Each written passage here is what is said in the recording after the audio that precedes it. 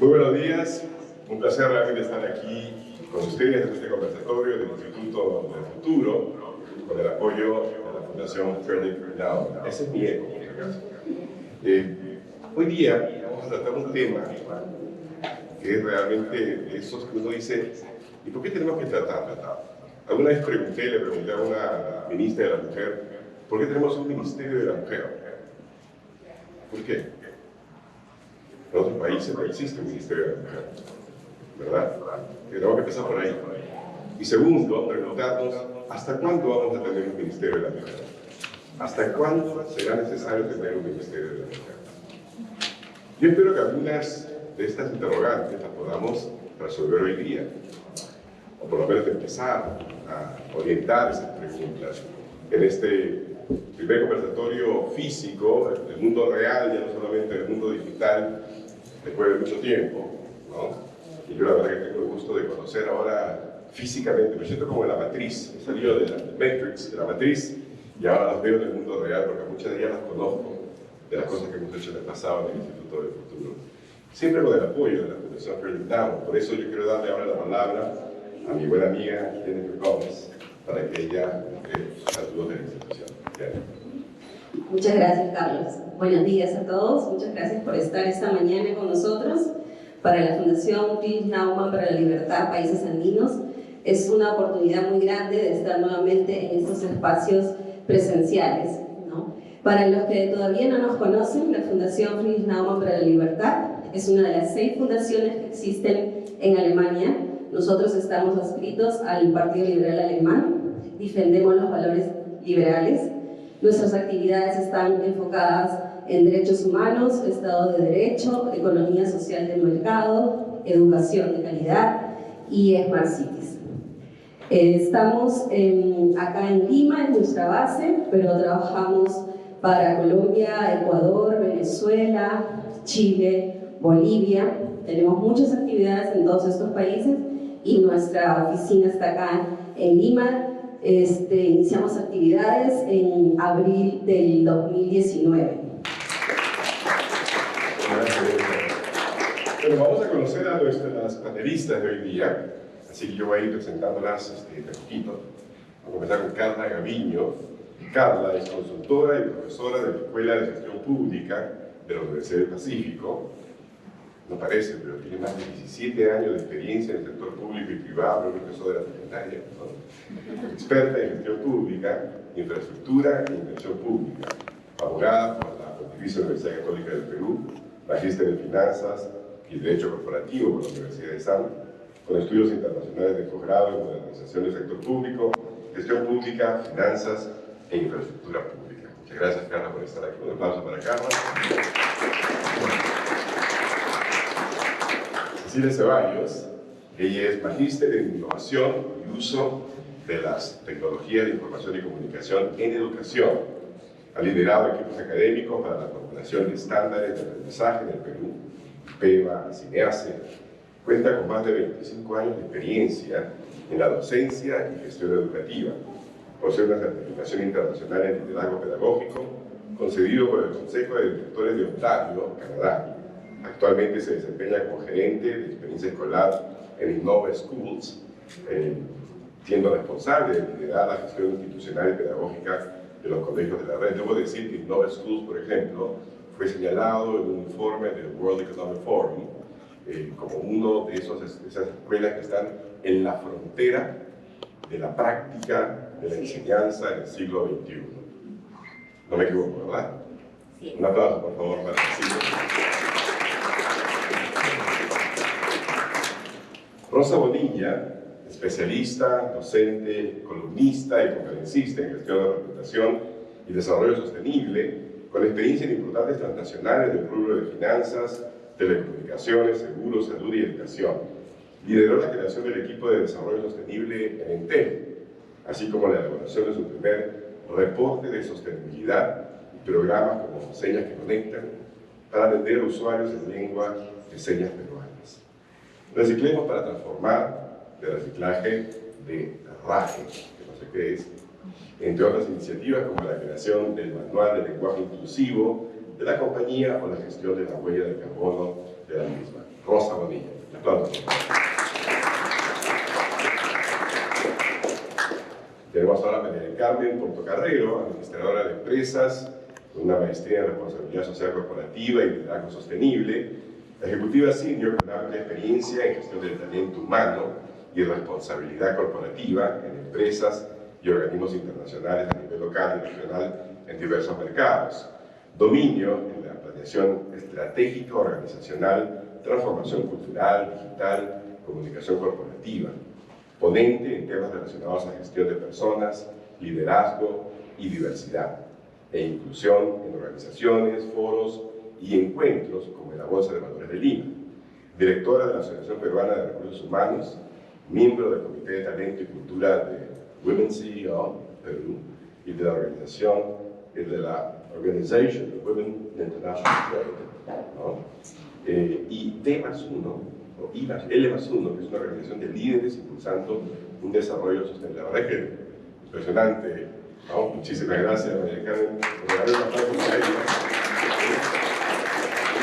Ahora voy a invitar a nosotras tres panelistas a tomar asiento y la dejamos a María del Carmen Portocarrero. María del Carmen nos va a dar una ponencia acerca del liderazgo de la mujer corporativa. Tenemos algunas cifras que nos demuestran, ¿no? Estuve revisando en este último reporte de Fortune 500, que es este listado de las empresas más ricas de Estados Unidos, y en marzo de 2022 ya había 74 mujeres ejecutivas empleadas, ¿no? en una de estas empresas. Pero si retrocedemos un poco, el aumento ha sido bastante bueno en realidad, porque en el 2002 dicen que hubieron 7 de estas 500, en el 2021 41 y 74. Pareciera que es un gran avance en realidad. Pero si vemos en porcentajes, lo que dice este reporte es que solamente el 15% de las Fortune 500 son CEOs mujeres. Entonces es un poco lento. Es un poco lento, por eso cuando les dije hace un ratito tenemos que hacernos cargo, y creo que cada uno desde su lado puede apoyar y comentar y proponer, digamos, algunas acciones, ¿no? Hay casos bien resaltantes, por ejemplo, el caso de Karen Lynch, ¿no? Ella es la CEO de CVS Health. Más de uno de ustedes se habrá puesto la vacuna, no sé, ¿no? En Estados Unidos, algunas personas cuando todavía no estaban las vacunas acá, y de hecho CVS pues, es una cadena farmacéutica, ¿no? Y podrían decirte que de repente los resultados económicos, miren, hay una venta de 268.000 millones de dólares en el último año, y es lo que dice el estudio que es a raíz de que esa persona se puso a cargo de la empresa, ¿no? Y después hay otro caso, Mary Barra, de General Motors también, ¿no? Que demuestra que los resultados y la recaudación, digamos, de la empresa ha sido muchísimo mayor en los últimos años gracias al liderazgo de la mujer.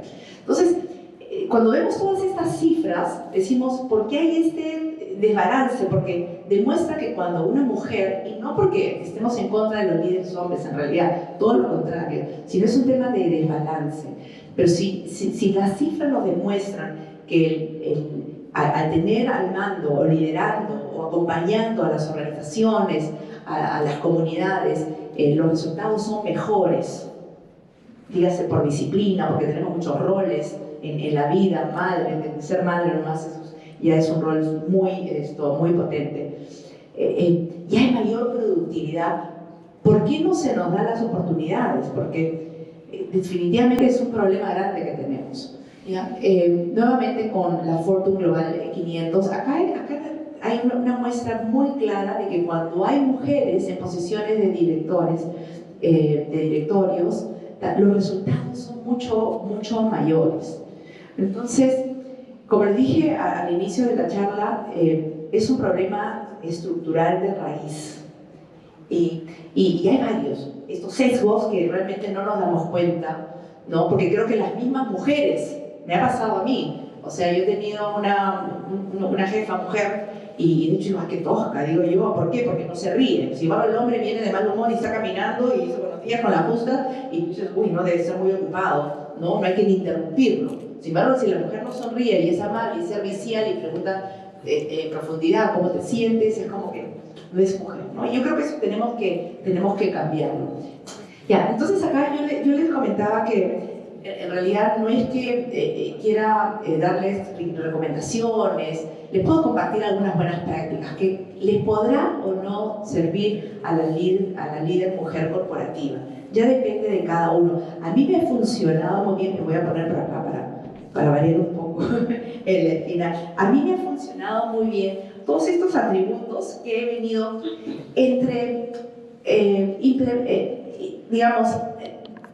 comportándome de esa manera, y hay muchos que realmente los he aprendido en el camino, ¿ya? Porque uno aprende todos los días. Entonces, quise resaltar algunos, que esta es la idea de esta diapositiva.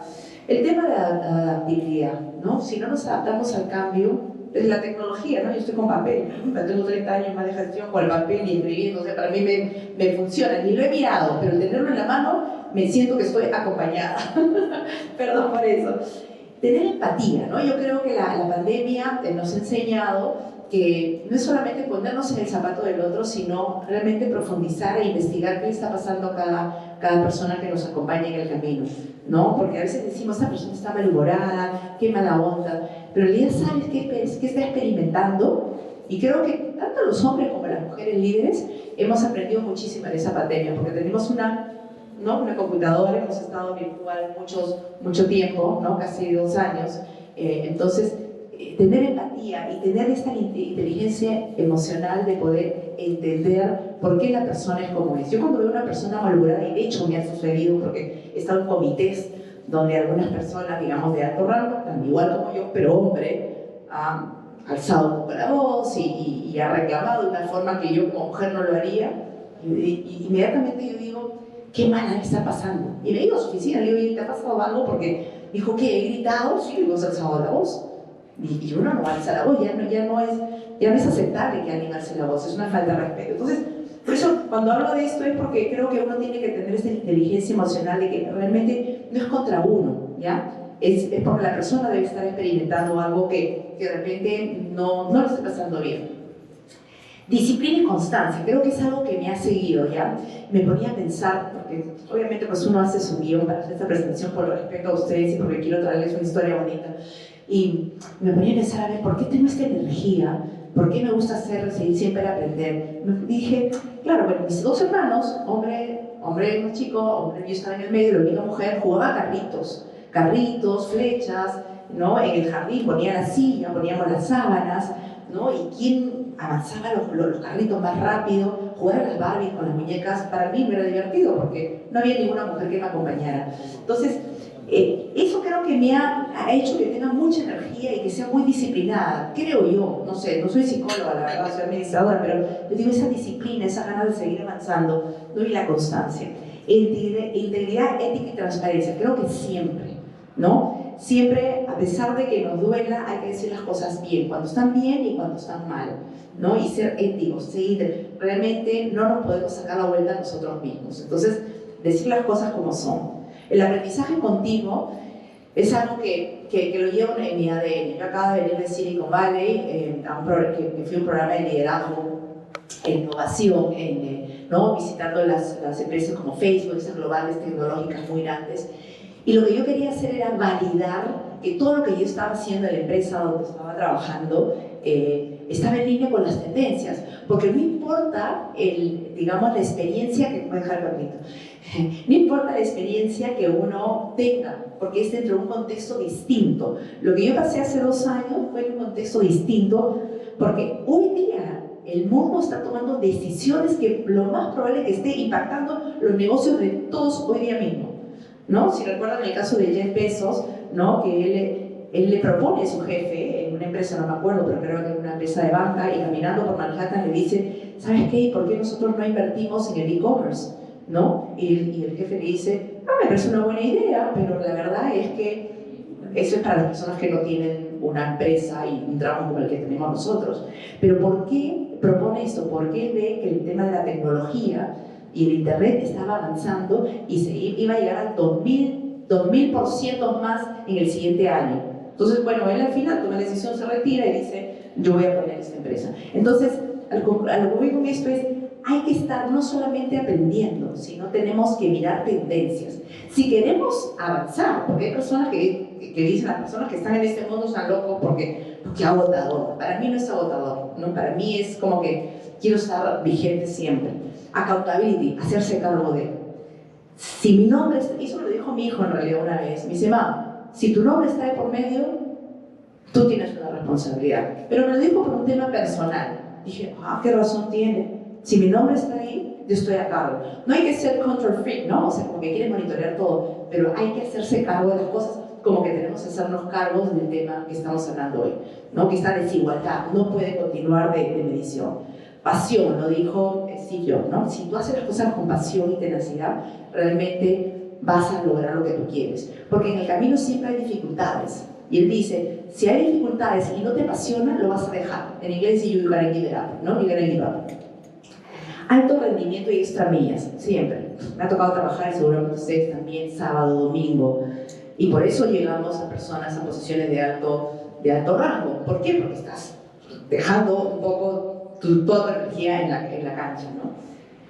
Mentalidad de crecimiento, ese growth mindset, sí, no hay imposibles. El cielo es el límite para lo que tú quieras llegar. Y esa es mi recomendación. Si no tienes data, no tienes información, no tienes sustento, cualquier proyecto se te cae. Y eso lo dijo una persona, no me acuerdo si fue en Facebook, dijo, tienes que tener data. Porque el floro sin data, sin porcentajes, sin números, no te sirve de nada. Liderazgo consciente, me encanta este término, eso lo aprendí también en la maestría. Tienes que ser consciente, primero, del estilo de liderazgo que tienes. ¿Cómo es tu estilo? No todos somos iguales, pero más aún, la responsabilidad que tienes para poder influir y persuadir en las personas. Las personas, cuando eres líder, lideras un área, te siguen. Entonces, imagínense qué responsabilidad. Pero ante nada, conocerse a uno mismo. Comunicación inteligente, ser muy asertivo. A mí me ha pasado a lo largo del camino, me decía, ya se lo dije, ya me lo quité, ya, olvídense. Digo, ¿cuál es el impacto? Si estaba de mal humor, mi hijo, por ejemplo, no sé, de algún jefe que ha estado en momento de estrés, ¿por qué yo quiero sacarlo de mí? No funciona, porque la comunicación tiene que ser inteligente, tiene que llegar en el momento, no solamente lo que dice, sino que lo recepciona. Y eso lo aprendes en el camino, porque yo a veces era muy rápido y dije, ya lo dije, se acabó, ya, entiendan lo que quiero. No, porque he dado la cosa, ¿no? Sentarse en la mesa de discusión, me ha pasado a mí también, donde estoy en directorio, generalmente son hombres, yo era la única mujer, y yo me he sentado al costadito, ¿no? Ahora me he visto que estoy parada, ¿no? Porque ya estoy un poco más posicionada por experiencia, pero era como que, no, pues los hombres. Entonces, cuando yo he entrado a un directorio, pongo mi laptop, me toca presentar, unos 5 minutos, sí, apárenme los celulares, porque así como yo lo hago cuando ustedes hablan, por favor, apárenlos. Entonces, hay que sentarse en la mesa, no hay que ponerse en la esquina, no hay que decir, ¿quieres un cafecito? Porque lo he hecho, ¿no? Ay, creo que hay mucha luz, ¿no? Hay mucha luz, un poco de frío, se sienten todos cómodos. ¿Por qué tenemos que hacer las mujeres? En realidad es como que solitas nos disparamos al pie, ¿no? O sea, realmente no es nuestro rol, por lo menos en el mundo corporativo. Estar accesible siempre. Y a veces, yo exagero, pero es como que multitask. Hay personas que dicen que no es bueno, no sé. A mí me funciona, a mí me piden que ayuden en las universidades, que ayudes a hacer algunos trabajos. Yo creo que cuando uno está accesible, aprende. Y debe ser por eso que también lo hago, porque yo siento que estoy aprendiendo. Y perseverar en los más altos estándares. Ya, estas son algunas de los atributos. No sé si les va a funcionar o no. Ya sabemos que el problema de raíz es ya más estructural.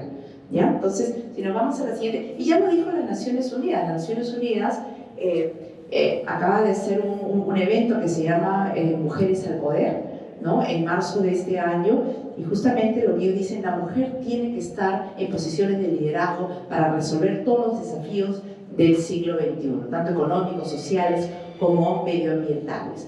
Entonces, si tenemos toda esta información, ¿no? Y sabemos que es una realidad, que hay un problema, mi sugerencia a ustedes y a mí misma es, hay que hacernos cargo, hay que replicarlo. Entonces, en la siguiente diapositiva pongo algunas recomendaciones, digamos, que podríamos seguir, ¿no? Corregir esta desigualdad en la base de medición. ¿Cómo lo vamos a hacer? Yo creo que es haciendo esos foros, como lo hace Carlos Anderson y mi equipo. Participar activamente en la mesa de discusión, ¿no? Ahí creo que ahorita están diseñando esta política pública de enfoque de género, y en realidad ahí es donde nosotros tenemos que estar, ayudar a diseñar esta política para que todos tengamos las mismas oportunidades.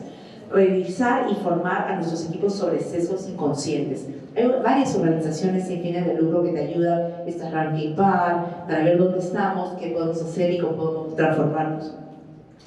Ayudar a las mujeres a que suban en la pirámide profesional. Creo que estos eventos nos ayudan a nosotros a ser conscientes del reto y del desafío que tenemos, ¿no? No es fácil, ¿no?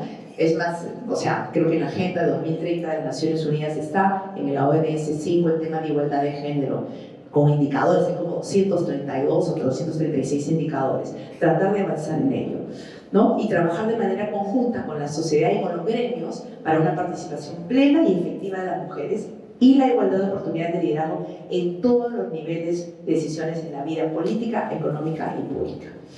Así que bueno. Hablando con cifras, entonces, el INI nos dice que este país es un país donde el empleo es principalmente como informal.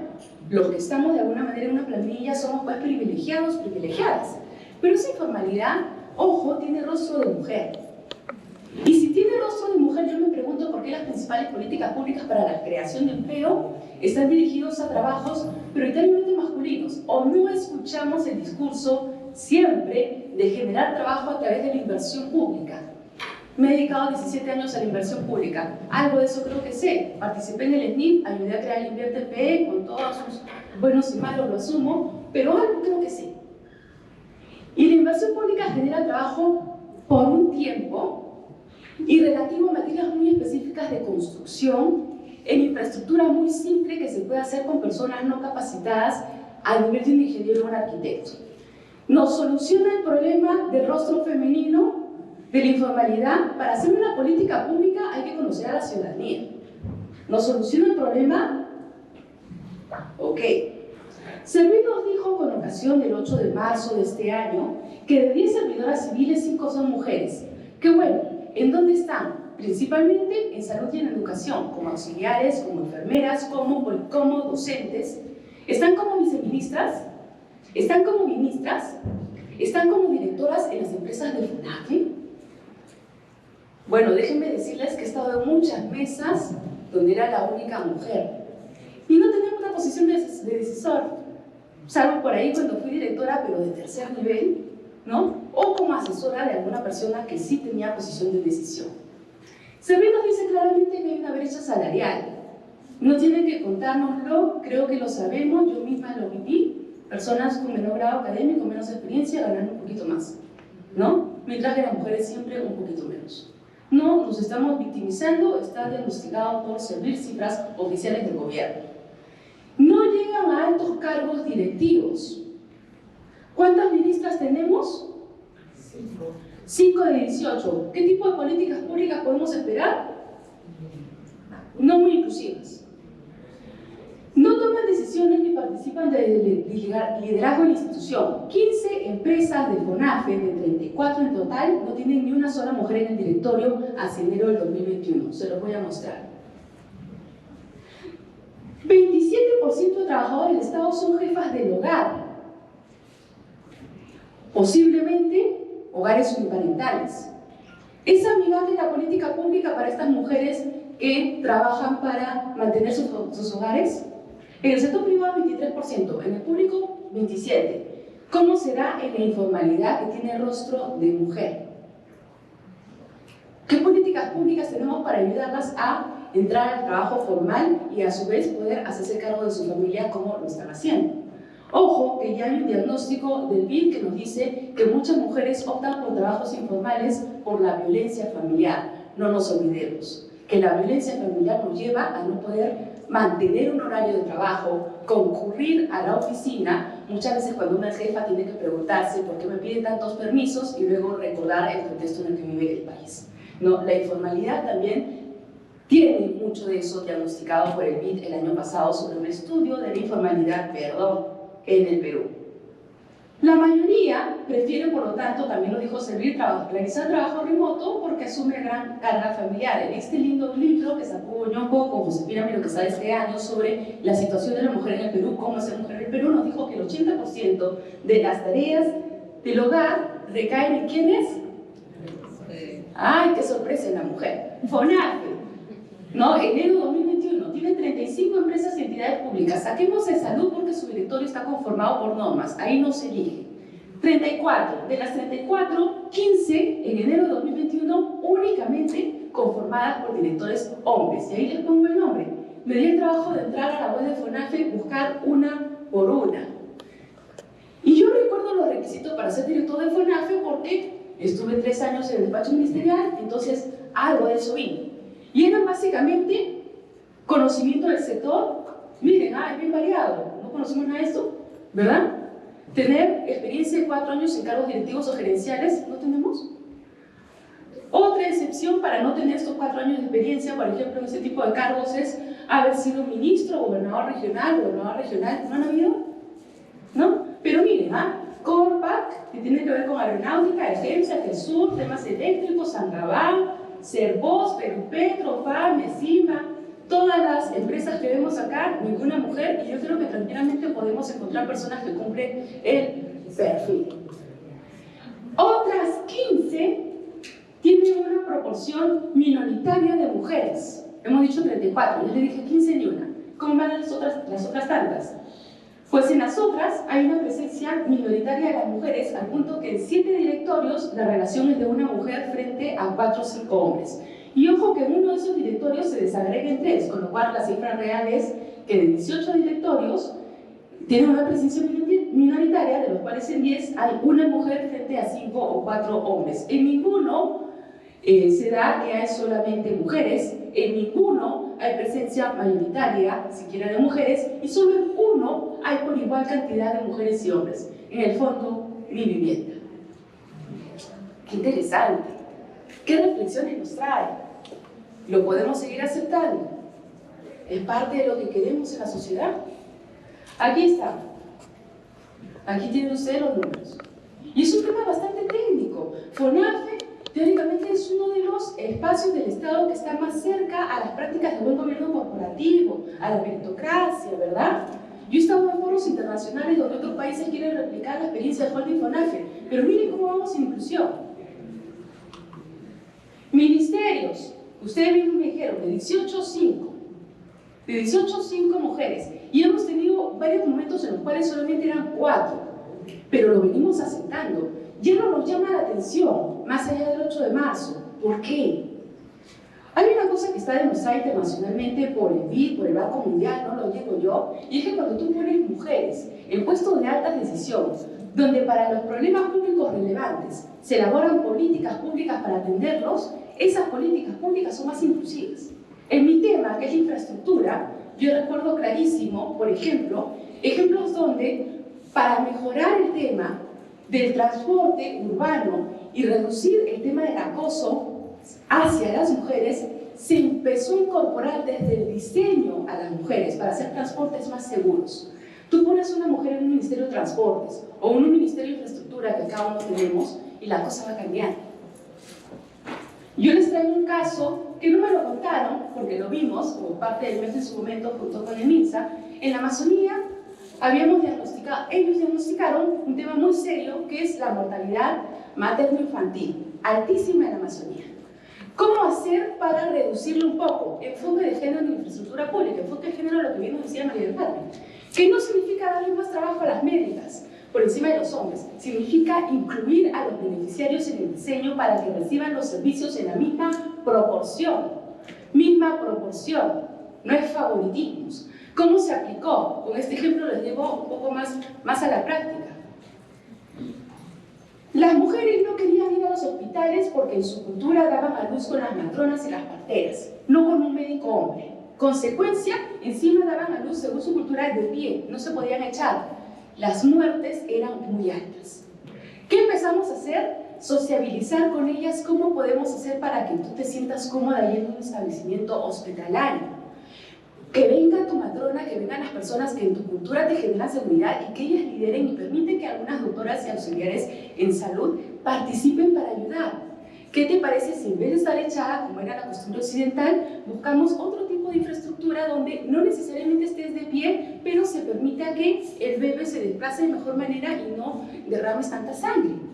Se redujo la mortalidad materno-infantil con estos hospitales diseñados con ellas, con las usuarias, enfoque de género en infraestructura pública.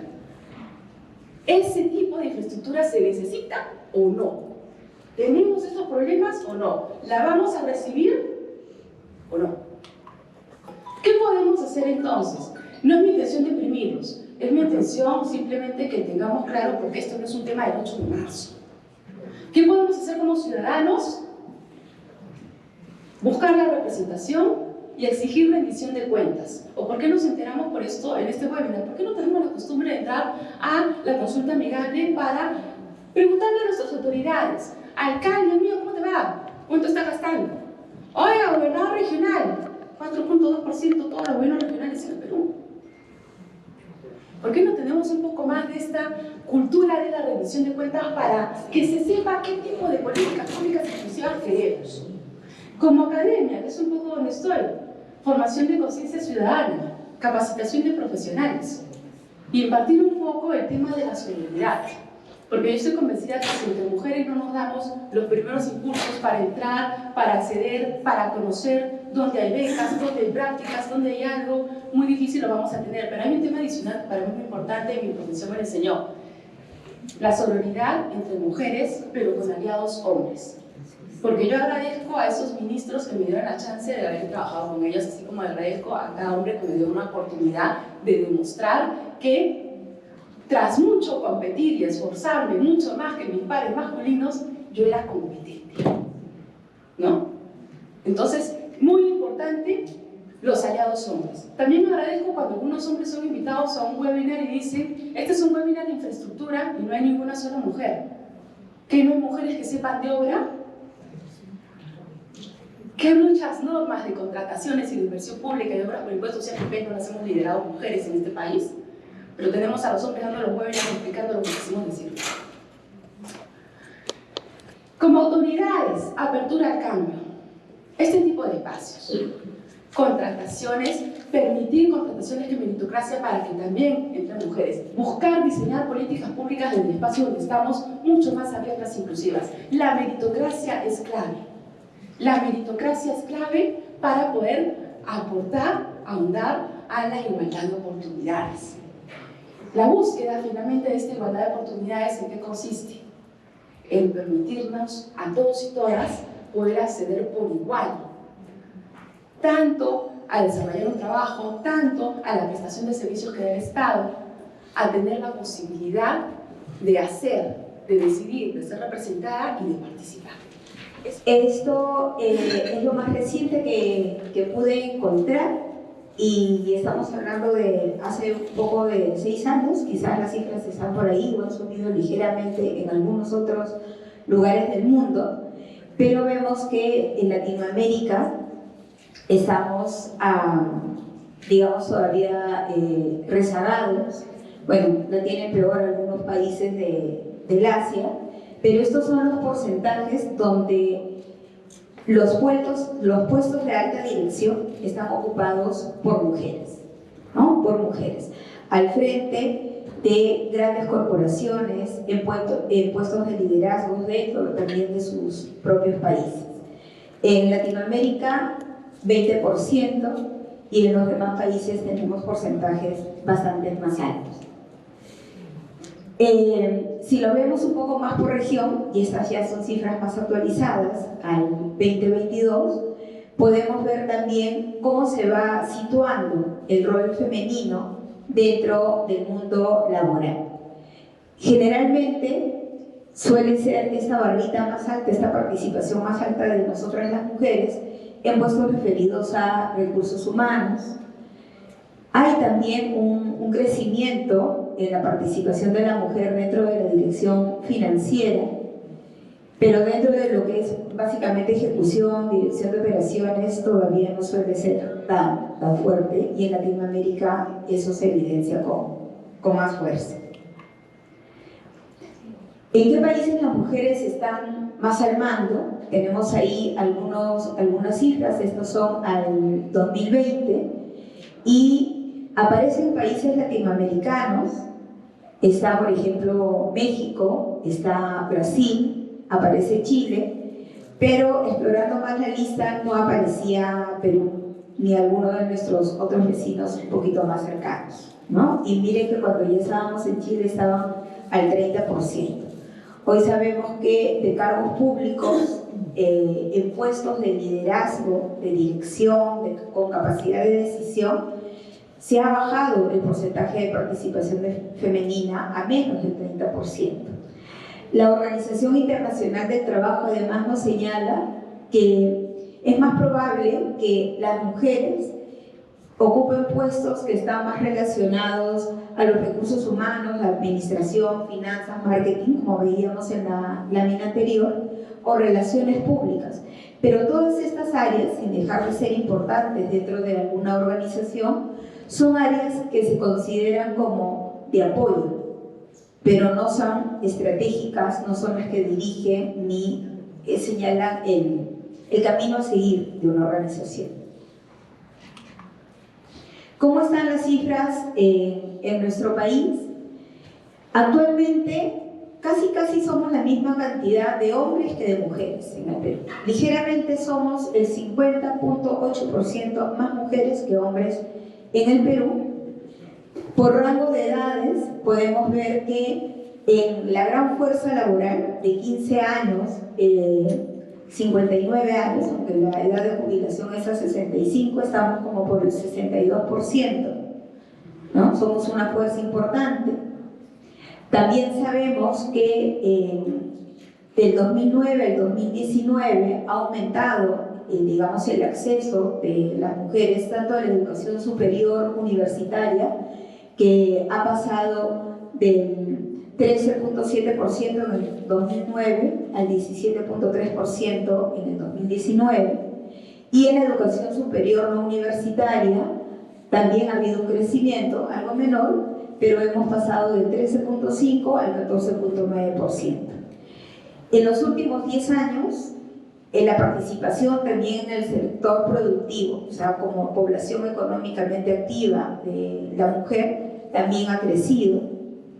Ha aumentado un 23% aproximadamente, y en este gráfico podemos ver algunas de las actividades donde más suelen ubicarse las mujeres. Ya nos decía Carla que básicamente las mujeres se ubican en áreas de servicio, salud, en educación. De hecho, en educación casi hay un matriarcado, que es el área de donde yo provengo. Pero en salud, que también hay una fuerte profesionalización de las mujeres, tampoco tenemos como cargos importantes, y lo mismo ocurre en educación. Y en el histórico hemos tenido solo 3 ministras de educación, y el resto han sido varones, ¿no? En comercio tenemos una participación también ahí como en segundo puesto, en otras actividades más relacionadas a la agricultura, la pesca y la minería, algo más del 20%, y en otras tradicionalmente consideradas actividades masculinas, y lo digo tradicionalmente porque no tiene por qué ser así, estamos en una menor participación, ¿no? Construcción, el ejemplo que hablaba Carla, menos del 1% la participación de la mujer. Pero la mujer lidera, y empiezan muchas liderando a sus familias, ¿no? El 31% de familias tienen como jefas de familia, ¿no? Porque además son las que llevan el mayor aporte económico.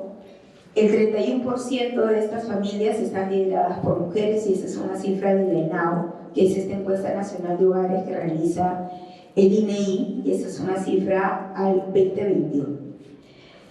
Pero como les decía, a pesar de que tenemos el 36% actualmente de congresistas, que es la cifra más alta de representación femenina dentro de este poder del Estado. Anteriormente fue en el periodo 2011-2016, pero estábamos por debajo del 30%.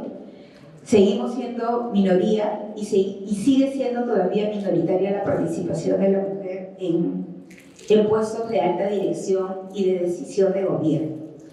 En mi experiencia en estos años de trabajo, lo que he podido ver es que una de las grandes trabas que tiene el avance de la mujer es cuando la mujer decide formar una familia y sobre todo decide ser madre.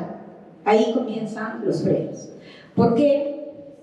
Porque hay una pregunta, hay una disyuntiva que muchas veces tiene que afrontar, ¿no? Y por eso ahora se posterga tanto también a veces la maternidad. ¿Es mi carrera o tengo que ser madre? Y socialmente, ¿qué es lo que se espera de nosotras, ¿no? Hay también una presión social, una presión cultural, familiar, ¿no? Todas estas historias con las que podríamos haber sido formadas y de repente es como abrirnos, ¿no? a ese mundo. ¿Se necesita mayor participación de las mujeres? Sí. Y no para enfrentarnos a los hombres. Acá no hay una guerra, no debe haber una guerra de géneros, ¿no? No queremos la confrontación. La confrontación en ningún escenario jamás va a ser una solución y va a ser buena. Acá necesitamos demostrar, como ya lo estamos demostrando y lo han venido demostrando en las dos presentaciones anteriores, que las mujeres podemos ser también buenas gestoras, tomamos buenas decisiones, pero aportamos cosas muy particulares, porque somos diferentes. Hombres y mujeres somos diferentes y que viva también la diferencia. Pero el talento no tiene género. El talento no es exclusivo del varón, tampoco es exclusivo de la mujer. Ambos somos talentosos. Y cada uno desde su rol tiene una mirada particular que regalarle a esa organización, a esa institución para la cual colabora. Por ejemplo, las mujeres tenemos mucha capacidad para leer el lenguaje no verbal, algo que a veces a los varones les cuesta más. No digo que no haya algún varón que lo pueda desarrollar, claro que podría desarrollar ese talento, pero a nosotras se nos da con más naturaleza y eso es clave. En muchas negociaciones, leer ese lenguaje no verbal, al que no perciben los caballeros, puede marcar la diferencia para sacar ventaja de la situación, para aprovechar un mejor acuerdo o lograr una solución que de repente todavía no estaba tan transparente, tan vista. Tenemos mucha sensibilidad emocional y de hecho María del Carmen nos decía que se nos asocia mucho por eso, ¿no? Siempre sonrientes, dulces, ¿no? Sweetie, como se dice. Pero no siempre hay que ser sweetie, uno tiene que ser como la situación lo demanda, ¿no? Para eso somos competentes. Cuando hay que ser tiernas, dulces, y los varones también tienen que aprender a desarrollar ese lado, también tienen que serlo.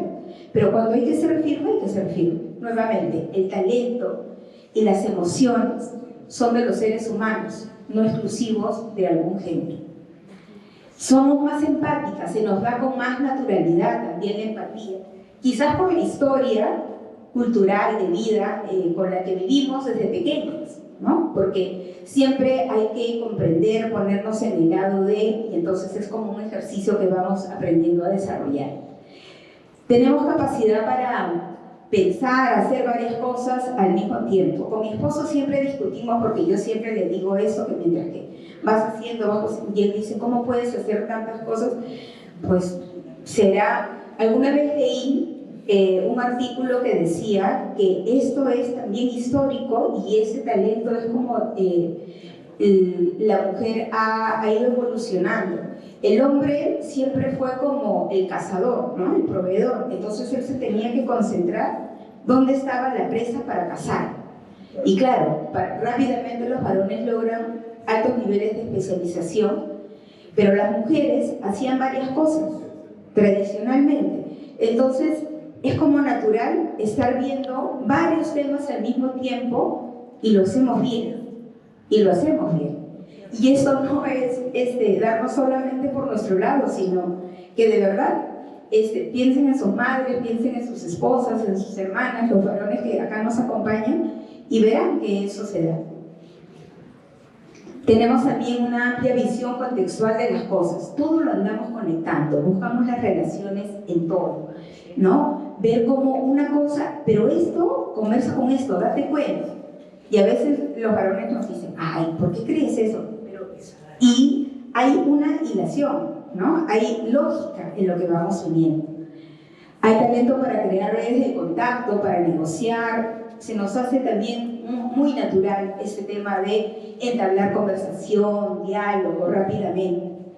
Preferencia por cooperar, llegar a consensos, liderar equipos igualitarios. Hay estudios incluso que señalan que las mujeres tienen menos, no digo que es nulo, pero tenemos nosotras menos ambición de poder por el poder, sino que buscamos el poder para hacer algo, con un propósito. La mayoría de mujeres que buscamos escalar no es por el hecho de lo tengo, es mío, yo soy la líder, yo soy la cabeza, ¿no? Que es el poder por el poder, sino es porque vemos la oportunidad de hacer algo. Aquí tenemos, dentro de todos los estudios que viene realizando McKinsey desde hace 7 años, le ha puesto el ojo a lo que está pasando. En este caso es un estudio, todo lo que han dicho mis antecesoras, como dije, complementa perfectamente esto, porque el estudio de McKinsey se hace en empresas, en las top en Estados Unidos, y es muy similar a nuestra realidad, solo que en una economía un poquito mejor. Y tal cual, ¿no? Hay avances, pero hay mucho más, y aquí podemos ver como en este funnel, cómo es que a medida que va incrementando el nivel de responsabilidad, la representatividad femenina es aún menor. Y además hay un análisis de la interseccionalidad en este estudio, porque se menciona Women of Color, dice. Yo lo he puesto como mujer no blanca en mi traducción, porque en algunos casos en Women of Color están las mujeres que son afrodescendientes, no solamente, sino también mestizas, asiáticas, etcétera, etcétera. Lo van a poder ver en el estudio, que es público, dicho sea de paso. Y 4% es nuestra participación en los cargos más altos de una organización, no sé, SUT. Yo tengo el control, por suerte. Y bueno, y aquí tenemos también más cifras aún, que una de cada 3 mujeres dice que ha considerado dejar su carrera o dejar de trabajar este año, o sea, el año 2021, debido a la duplicidad de funciones entre el hogar y el trabajo. Y 4 de cada 10 han considerado cambiar de lugar de trabajo, lo que se ha visto reflejado en la rotación. Eso también ha pasado aquí. ¿Y qué supone una empresa que tiene alta rotación de colaboradores? Gastos, costos. No solamente el costo del proceso de selección de personal, sino también el costo de la baja productividad que tienes cuando pierdes a un elemento porque se va. Y tienes que entrenar al siguiente para que pueda cumplir esa posición. Es costo. Estoy yendo rapidito, ¿no? Porque queda poco tiempo. Y esa es la parte que, digamos, de alguna manera, de nuevo le dice al empresario, dale el rol, mira lo que te puedes perder. Y también lo mencionó, creo que Carla, el tema de quién se involucra más en algunos temas siendo líder. Aquí vimos también mi traducción, en comparación con los hombres en puestos similares, las mujeres gerentes consistentemente promueven más el bienestar de los empleados, ayudándolos a administrar su carga laboral, brindándoles apoyo a quienes estén lidiando con algún tipo de agotamiento o tratando de equilibrar su tiempo de trabajo-hogar. Por empatía, una habilidad que se desarrolla independientemente de género, pero que curiosamente nos han criado para desarrollarla más las mujeres. Ya no, pues. Y también aprendamos el tema de... Yo tengo un máster en neuromarketing y ahí trabajamos, analizamos mucho cómo es la estructura de las emociones. Y se nota clarísimo que si uno es absolutamente voluntario, que uno decide un día decir, mira, ya, voy a gobernarme y voy a dejar de hacer todo lo que aprendí, lo voy a desaprender, lo voy a reaprender y el proceso no va a tener fin. impacta aquí.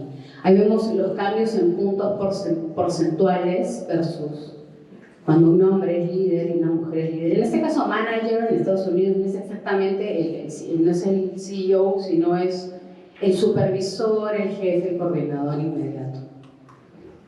¿Qué más? Mujeres líderes que pertenecen a un grupo tradicionalmente marginado. ¿A qué me refiero con esto? Que pertenecen que son racializadas o que pertenecen a la comunidad LGBTIQ+. Curiosamente son las más entusiastas en la defensa o en la promoción de la diversidad, la equidad y la inclusión, como bien lo decía Carla, y obviamente se involucran más en algo que han sentido en carne propia, obviamente, sienten en carne propia, sigue sucediendo, ¿no? A nivel directivo superior, justo acá puse, ¿no? Que no son blancas, LGBT y tal. Invierten una cantidad, están dispuestas a invertir una cantidad sustancial de su tiempo en estos temas, inclusive fuera del horario laboral. ¿Qué más? McKinsey. A medida que las mujeres asumen roles de liderazgo, sus experiencias cotidianas a menudo se vuelven más difíciles. Alguien me mencionó aquí, creo que tú, Mari Carmen, qué difícil es estar en una mesa. Porque siempre todos son hombres, yo soy la única aquí. Y si yo levanto la mano y hablo un poquito más fuerte porque acá rato me interrumpen, me dicen, ¿estás con la regla? Perdón que lo diga así, pero aquí no se lo han dicho. ¿Qué pasa? ¿Todo bien? ¿Está bien? ¿Y todo bien por casa? Entonces, no, sino que estoy interrumpiendo y tengo, mira, la solución del problema es aquí. ¡Pam! Y a veces sucede, o sea, de hecho, siempre que ha habido crisis, en todo proceso de crisis, siempre al final a las mujeres nos encargan las tareas de decisiones más difíciles. Siempre. Yo trabajo en crisis también. Así que, ¿por qué? Porque tenemos la capacidad de organizar toda una casa, pues históricamente nos han enseñado para eso, para acomodar todo el problema, para arreglarlo. No está mal, esa parte no está mal, pero también hay que enseñar a las demás personas, todo hombre y mujer, no importa. Ese es otro de los roles que tenemos aquí. Identificar esos temas que hemos dado y hemos normalizado para decir, ya no, pues, ¿no? Porque si no vamos a perder plata como empresas, como país. ¿Qué más? Y antes de pasar a la siguiente lámina, que voy a contarles algunos de estos términos que tienen que ver con como man interruption, desarrollados por sociólogos, por psicólogos, y que luego alguien en Twitter encontró la palabra correcta, tuvo un montón, y al final se convirtieron en parte de un glosario para entender esta problemática. Sí me quería tomar el tiempo para compartir el hecho de por qué a mí me apasionan estos temas, así como el de reciclaje y así como el de reducción de desigualdades, reducción de brechas. Mi tema es sostenibilidad.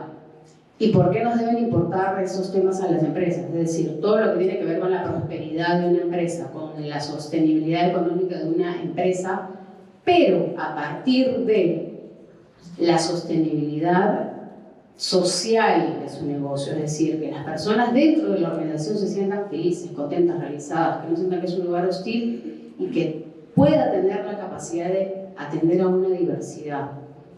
Mientras más diverso es un equipo, va a poder atender mejor a una diversidad de clientes, por lo tanto va a ser más rentable. Ahí se entiende la convergencia económica versus ¿por qué me tengo que hacer cargo de lo social? Y obviamente me tengo que hacer cargo del problema ambiental, porque es mi casa, pues vivo en ese planeta, lo estoy destruyendo desde que nací, así que voy a destruirlo un poquito menos, lo voy a contaminar un poquito menos, y una empresa tiene que decirlo como tal y asumir ese compromiso. Entonces, ¿y por qué las empresas? Porque las economías más grandes del mundo son las empresas, no son los países. Y en muchos casos, lamentablemente, como nos contó Carla, los recursos del Estado son insuficientes para abordar esa problemática. Entonces, muchas veces, en la mayoría de los casos, todos los inicios de algún cambio relativo a desarrollo sostenible vinculado al medio ambiente ha sido iniciado por el sector empresarial o la ciudadanía, que ha hecho presión, y luego el Estado ha impuesto alguna normativa.